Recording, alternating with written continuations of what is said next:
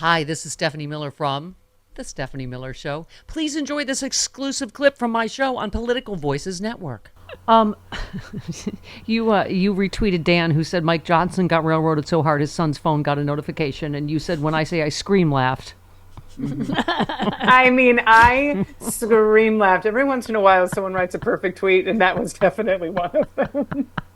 Yeah, he had a tough day. I think there was a lot of porn that night. Yeah. Oh, man. But you were saying, you said this whole intentionally scheduled a vote when a Democrat was in surgery and the Dems showed up and messed up their boy math. I mean, and then they have the nerve to be mad and go, you tricked us. Mike Johnson literally said the quiet part out loud. Yeah, we thought one of the Democrats was going to be out, and we were wrong. You knew he was going to be out. And everyone, the morons on the other side, started tweeting me at that, and they were like, you don't seem to be upset about Steve Scalise going out. I'm like, the Republicans called the floor vote. Right. Yeah, they called a floor vote when they knew there was a Republican that was going to be out. That's their fault. Right, and AOC was like, we don't owe them giving us our count. Right. That's not how it works. Yeah, I mean, it Marjorie Taylor Greene, you hit a Democrat from us. Really, did we? Okay. you tricked me. I love they put her in charge of the impeachment, so of course it was a complete disaster. Yeah, she was the impeachment manager. How'd that go? This is Representative Tom McClintock on with John McArdle. Took some heat from some of your Republican colleagues on that. Not sure if you saw Marjorie Taylor Greene's comments to reporters leaving that conference meeting, but this is about 40 seconds of it for you. Mr. McClintock said that he's not going to impeach my witness today. He said it would unconstitutionally expand impeachment. What's your reaction to that? Well, my reaction is clearly he's not paying attention to the American people, and he's failing his oath of office. That's what I would say. I would say he needs to grow some courage and read the room. And then McClintock said, well, instead of reading the room, I'd suggest that maybe she read the Constitution, that she took an oath to support and defend. And that Constitution very clearly lays out the grounds for impeachment. This dumbs down those grounds dramatically and would set a precedent that could be turned against the conservatives on the Supreme Court or a future Republican administration the moment the Democrats take control of the Congress. It won't happen.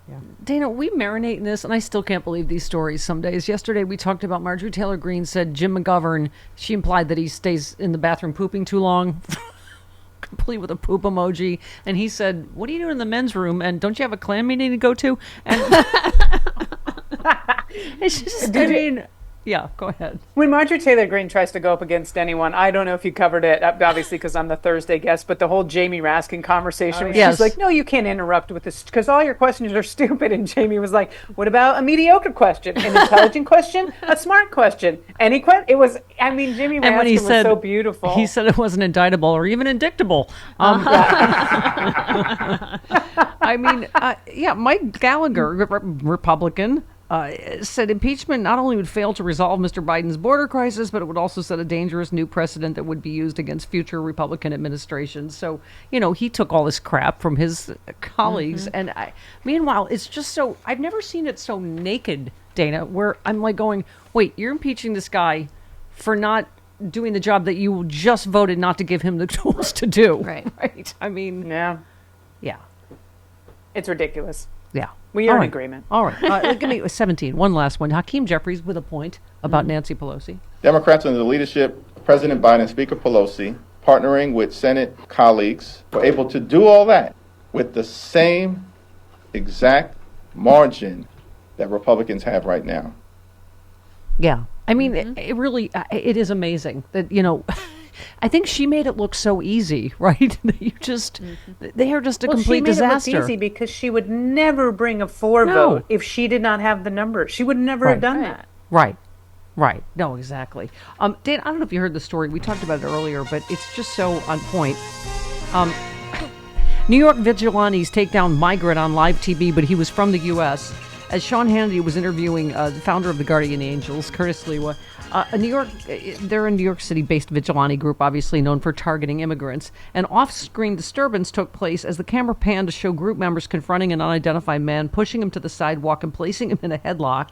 Curtis Lewa said, in fact, our guys have just taken down one of the migrant guys on the corner of 42nd and 7th where all this has taken place. They've taken over, he said. The man is not a migrant. He's from the Bronx, so he migrated. from the Bronx to Manhattan, I guess. Police said Sliwa claimed the man had been caught shoplifting. The police provided no evidence to support that allegation. While the disturbing altercation played out on national TV, Hannity blasted Democrats for the surge of Joe Biden's unvetted illegals in New York. And that's because the so-called border czar is a little distracted right now, alluding to Kamala Harris, I guess. Yes. So they're beating up a guy on camera behind him that is not an illegal immigrant. And we've reached peak stupid, haven't we? Absolutely. And we really do need to strengthen the border between Queens and Manhattan. I mean, I think that's been a problem for a really long time. Clearly, if you saw Bonfire of the Vanities, I'm just saying. Stephanie. Ben. You know you want it. She really is. You're out of control this Yeah, morning, she all is. right? Dirty, you know dirty. why? You know why? Because you know the power of the Stephanie Miller Show? We just had Kelly Carlin on, who's suing about the George Carlin AI special. What comes across my news alerts? The FCC has outlawed AI-generated voices in robocalls. It's just, I'm going to say, because they just heard the Stephanie Miller How are they Show. going to stop him? I don't know. Anyway, You have to report it, probably. I guess, sure. Yeah, but then the damage is done. Yeah. Dana, Kelly made such good points. We were just saying it's so, first of all, creepy. Yeah. Secondly, you can't replicate someone's soul in their brain. You can get their likeness, but, You also can't replicate anyone's childhood trauma, which is why we are all so damn funny. I mean, these computers have not gone through what we have gone through. Right. Speaking of which, you just tweeted Tracy Chapman. That's all. That's the tweet. I was saying Fast Car was the first woman that broke my heart. So, and there is not a fast enough car to get you away from your first big heartache. Yeah, Steffi, when that camera panned in and showed Tracy's hand on the guitar, I literally burst out in tears. She is so beautiful. Her face is full of soul and life and kindness.